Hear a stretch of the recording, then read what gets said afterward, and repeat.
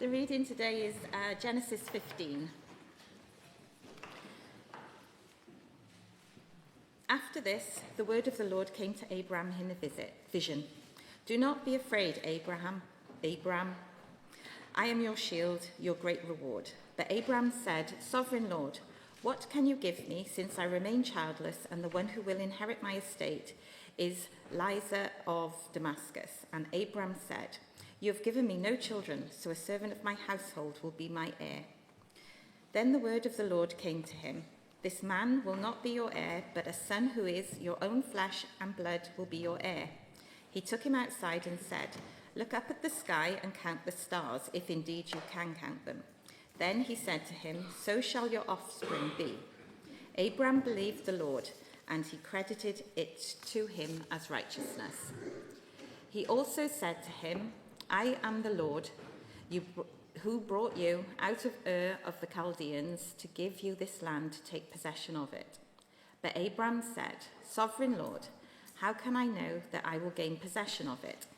So the Lord said to him, Bring me a heifer, a goat, and a ram, each 3 years old, along with a dove and a young pigeon.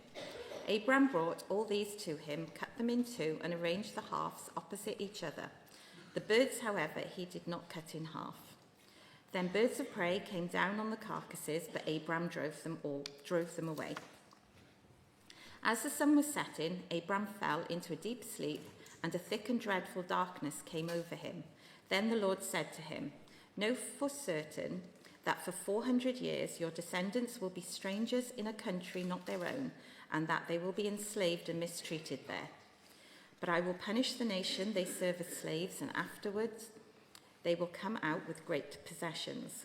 You, however, will go to your ancestors in peace and be buried at a good old age. In the 4th generation, your descendants will come back here, for the sin of the Amorites has not yet reached its full measure. When the sun had set and darkness had fallen, a smoking firepot with a blazing torch appeared and passed between the pieces. On that day, the Lord made a covenant with Abraham and said, To your descendants I give this land, from the Wadi of Egypt to the great river, the Euphrates, the land of the Kenites, Kenizzites, Cadmonites, Hittites, Perizzites, Raphaites, Amorites, Canaanites, Girgashites, and Jebusites.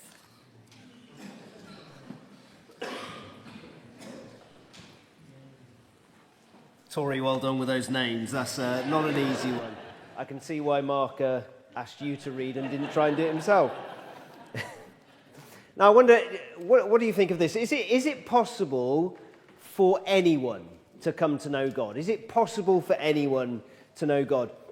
Perhaps you wonder that about someone that you know. You think, could they ever know God? Or maybe you even think about it for yourself. Maybe you wonder for yourself. You're not yet a Christian and you think, is it possible that I could come to know God?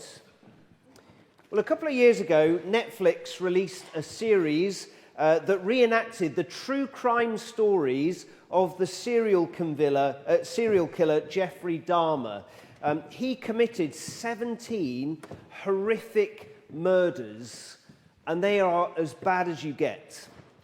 And upon being arrested and convicted, Dahmer knew his wrongdoing. He's portrayed in that series of feeling his sense of guilt. He confessed it all to the police, completely owning up to what he had done wrong. The year that Dahmer died in prison, there was another serial killer who was being executed for his murders the same year. He was known as the Clown Killer. Again, he had done some horrific things. But he was the total opposite of Dahmer. Whereas Dahmer confessed and felt the guilt of what he had done, the Clown Killer continued to deny the clear evidence that was there against him, feeling absolutely no remorse, guilt, or even sympathy for his victims. Now, I don't know Dahmer's spiritual condition, but shortly before he was killed in prison, he claimed to have come to know God for himself. He confessed his sin to God. He was baptized in order to show his trust in Jesus. And as Christians, we believe that the very worst of sinners always has the chance to know God. An old hymn puts it this way: the vilest offender or the worst of sinners who truly believes that moment from Jesus a pardon receives. So we believe that it is possible for anyone who will confess their sin and trust in Jesus, for anyone to come to know God. Now, if you were here last week or caught up online, and don't forget, whenever we're doing sermons, whenever we're preaching here, you can always catch up later on YouTube if you do miss out. But if you were here last week or caught up online, you might remember that we're spending 5 weeks going through these covenant promises in the Bible. Today's covenant promise might help us in understanding more of who can come to know God, of how it is possible for anyone. So as we're looking at this covenant today, let's recap what is a covenant. Well, these were very common in the ancient world, promises that were made to bring people into relationship. And our closest equivalent today is marriage. And with marriage, there are several steps involved. First of all, well, this is usually the process anyway. First of all, you get engaged. Then you have the wedding. And in that wedding, vows are made, promises are made. And then after the vows have been made, a symbol is exchanged. A ring is passed from one to the other. And then for some people, later on in their married lives, they may even do a renewal of vows ceremony. And that kind of reflects the process that is going on here with Abraham. If you've got your Bibles open, it is, chapter 15, conveniently, is on page 15. It might be useful to have that open. But just before that, in chapter 12, it's like the engagement that goes on. God makes some initial promises to Abraham, but he hasn't actually initiated a covenant at this point. Abraham is 75 here. And then in chapter 15, this is like the actual vows of the wedding ceremony. God makes the actual covenant with Abraham, making promises, giving commitment. And there is a ceremony that takes place, as we'll get on to. This was around a decade later. Then in chapter 17, conveniently on page 17 in the church Bibles, Abraham is 99, and this is like the exchanging of the rings. There is a symbol that is given, a sign of circumcision that is introduced. And then there's like a renewal of vows that takes place. When Abraham is dead, God then confirms his ongoing commitment to these promises to his descendants. And so it's to his son Isaac in chapter 26, his grandson Jacob in chapter 28, and so it goes on. And by the way, you may notice that I keep referring to him to Abraham, and in the later chapters, his name is Abraham, but in the reading, his name was Abram. And that's because God eventually changed his name to Abraham in chapter 17, and well, a marriage usually involves at least 50% of the people involved changing their names. So there we go. Well, as we look at this, the first truth that I want you to see in all of this is how God takes the initiative in Revelation. God takes the initiative in Revelation. In other words, it is God who shows humanity who he is. And that's important because sometimes as humans, we like to come up with our own ideas of what God must be like. For many people today, they might think, well, I like the idea of God being a loving God, and surely then he would never disapprove of anything that is wrong. Or maybe we struggle with the idea of God as Trinity, as the Bible teaches without using that word. One God in three persons. And so we come up with our own ways of trying to explain the Trinity, which actually belittle the Trinity itself. Like maybe we say, well, God was once in heaven as the Father, and then he came to the earth as the Son, and now he lives in us as the Spirit. It doesn't quite do justice to the teaching of the Trinity, that God is always in three persons, Father, Son, and Spirit, yet one God. So we've got to let God show us who he is. We can't just come up with our own ideas about who God is. For example, think of someone like Taylor Swift. She's been in our news recently. She's broken records this week. And her fans are known as Swifties. Raise your hand if... No, we won't do that. That'll embarrass Mark. But pretty much the only things we know about Taylor Swift are things that she has revealed about herself, about things that she has put out there for the world to know about her. For example, you can search up interviews about Taylor Swift, and she did one with Vogue, where she answered 73 rapid-fire questions. And without that interview, how on earth would we know that Taylor Swift has coffee as her favourite beverage, that she would teach English if she were a teacher, and that Friends is her favourite TV show ever? Yes, I enjoyed that sermon research. Great fun. We need someone like that to reveal themselves to us. Someone who is great and who is unapproachable because of their fame. We need them to show us who they are. And in an even greater way, we need for God to show us who he is in order for us to know anything pretty much about him. And that's what God does with Abraham. So back in chapter 15, where we began with the reading, this is what he does with Abraham in verse 1. He shows up and says, "This is who I am. I am a shield, a protector. I am the one who rewards others, who will reward you, Abraham."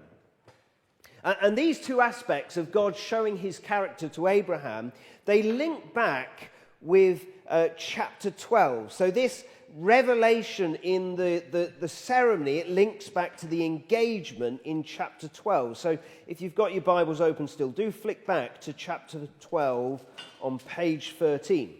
We can't cover too much here, but these are foundational to the whole Bible, what's going on in chapter 12 particularly. God calls upon Abraham to go to this land that actually he is going to give to him. So part of this engagement, the promise is, I will give you land. And then in verse 2, he makes three key promises. He will be a great nation, he will be blessed, and he will have a great name or reputation. And then in verse 3, there are three more key promises. Any who bless Abraham, God will bless. Any who curse Abraham, God will curse. And so those two are about protection. And then finally, you have the blessing of Abraham, which will extend to all people groups across the world. So linking from this, from these initial promises to the revelation in chapter 15, are these promises of protection and blessing, or rewarding, if you like. And that's exactly how God reveals himself in chapter 15. Protection in a shield, reward in blessing. But there are two other relevant parts in the engagement process as well. There was the promise of land, and there was the promise of becoming a great nation, which requires for them to have lots of children, which was a problem because they didn't have any children at this time. And they then relate to our next truth, where we see that God takes the initiative in redemption as well. In other words, he makes the move to save us. So first of all, he shows us who he is, but secondly, he makes the move in order to save us, in order to make us his people. So we've got those two promises that we left hanging, land and children. So back in chapter 15, page 15, In verse 2, Abraham brings up that problem that he's very aware of. He has no children. It's impossible. It's impossible for him to become a great nation with no children. But God takes him outside and says, look up at the stars. See how many stars there are in the sky. My promise to you, Abraham, is that your children, your descendants are going to be more numerous than those stars in the sky. And that's the promise. And across the world today, there are Christians who worship on every continent, in every country, with all kinds of languages, expressing all kinds of cultural heritages from which we have all come. We are the fulfillment of this promise. But we're getting ahead of ourselves. So in verse 8, having brought up the problem of children, now in verse 8 he brings up the problem of land. How can he possess this land? It is a large land, and there are so many other people living in this land. And he's only him and his wife and all of his servants and so on, which was a large number, but no descendants again. How can he possess this land? Impossible. And at this point, we then get to that gruesome ceremony that we mentioned last week. The story is, it is very gruesome. Abraham is required to bring a load of animals, to cut them in half and separate the two pieces opposite each other to create a pathway going between them. Now, why has God asked him to do that? Well, it's because that was the language of the time. That was the cultural reference of the time. This was how covenants were made in the time. So he's using the language of Abraham's day to communicate something to him.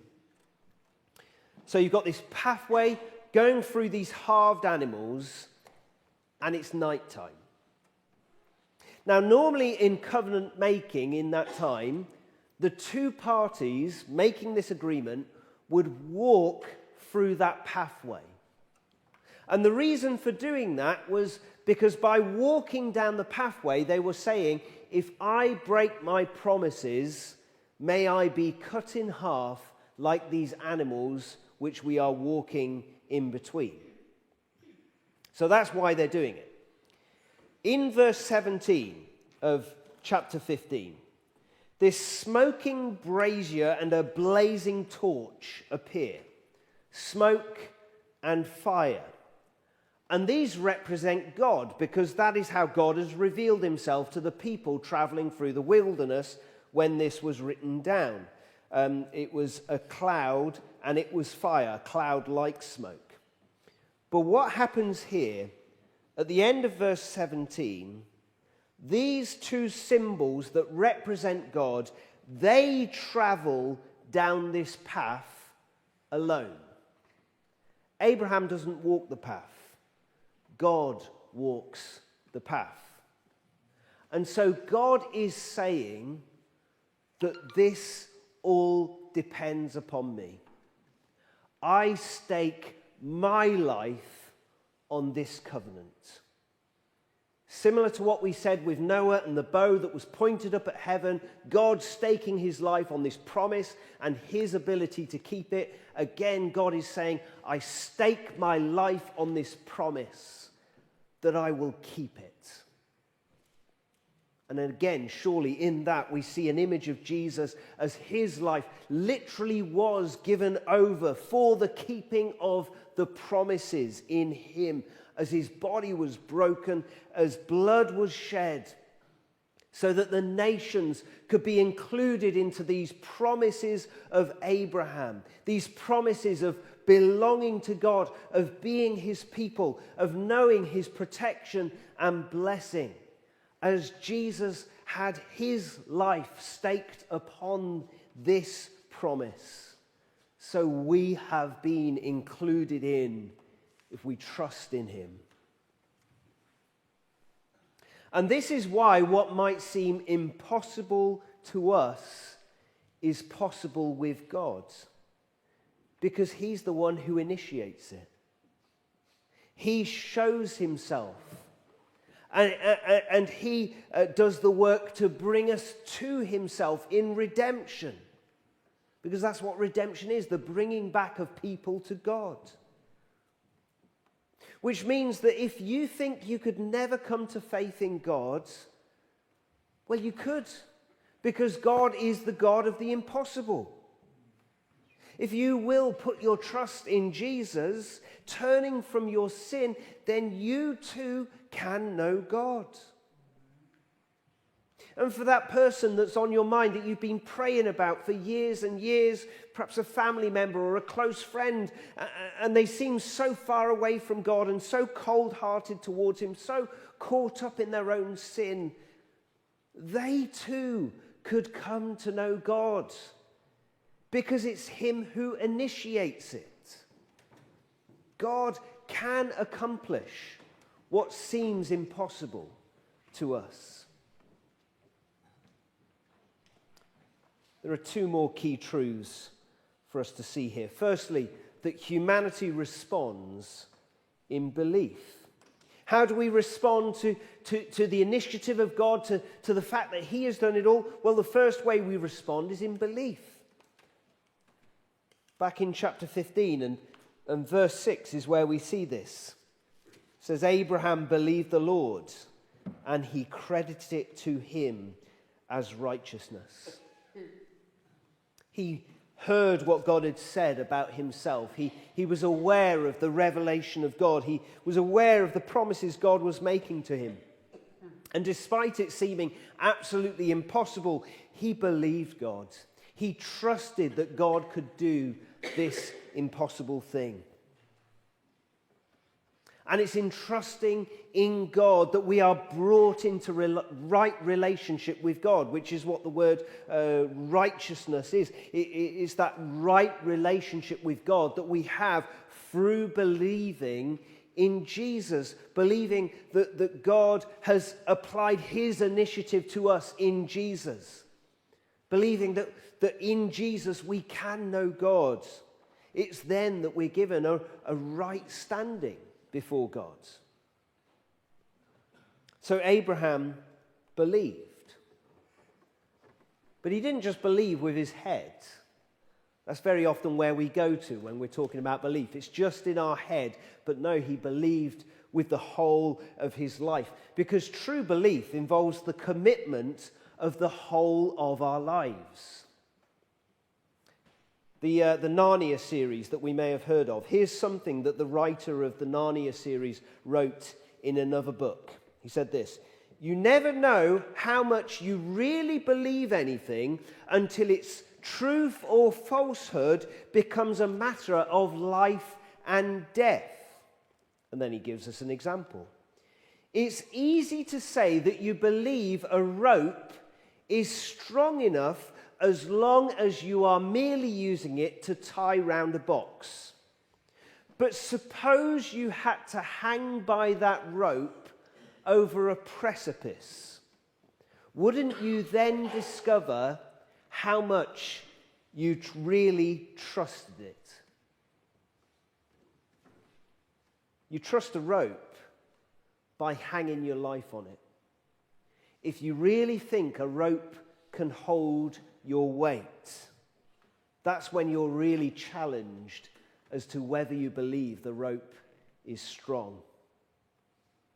You ever tried that with kids and you come across a rope swing in a forest? Who knows how long it's been there? Who knows who tied the knot? And yet you give your life to sitting on that rope swing. You ever done that? You ever fallen off? Even worse? If we really believe in what God has shown us about himself and in about how he has worked to bring us to himself, will we hang our lives on it? Will we believe such that we are committed with the whole of our lives? Because that then changes how we live our lives, which takes us to our final truth, that humanity responds in obedience. Now, you don't have to turn there, but a couple of chapters later, what I mentioned as the exchanging of the rings equivalent, we get this sign, which is the circumcision. The sign of the covenant is circumcision. Most covenants come with a sign, in this case, circumcision. We don't have time to look at the details of that. It's a thoroughly detailed description of what's going on there. There's a lot that could be said about that. But Abraham is then required to be circumcised at the age of 99, imagine that, along with all of his household and all of his ancestors that come after him as well. So God has initiated the covenant through his grace, all of his loving kindness towards us. But within that grace, Abraham was then required to follow God's ways.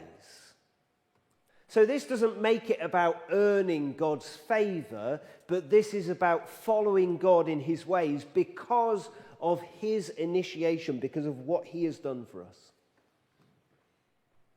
Now, the sign of circumcision, that's worth dwelling on just for a moment.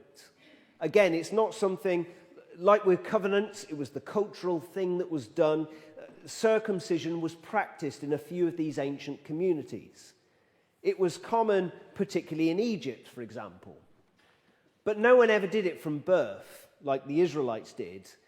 And they only did it for certain roles. It wasn't for everyone, every male at least, but it was for certain roles, like it was for the pharaohs and for the priests.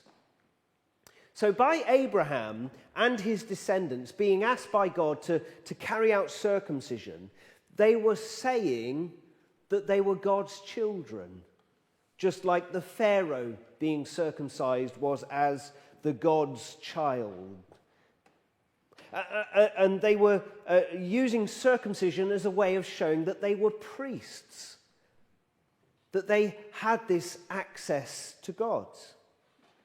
So because they were in the covenant, showing that through the sign of circumcision, they were showing that they are able to reflect God, which is what humanity is called to do in the first place, as his image bearers. They were showing that they were sons of God, children of God. They were showing that they were able to know him, that they were able to be in relationship with him.